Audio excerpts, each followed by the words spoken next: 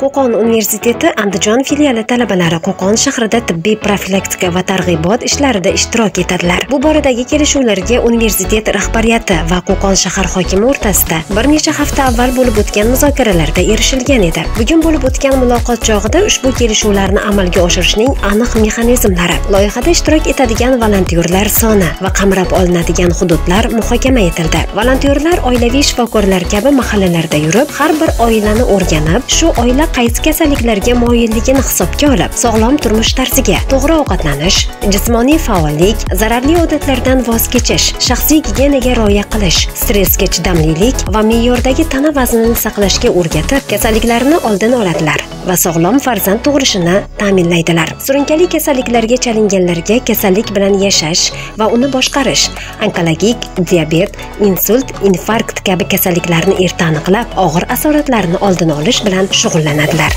Ulug'bek Norboyev, Zibo Mirzayeva, Qo'qon shahar hokimligi axborot xizmati uchun.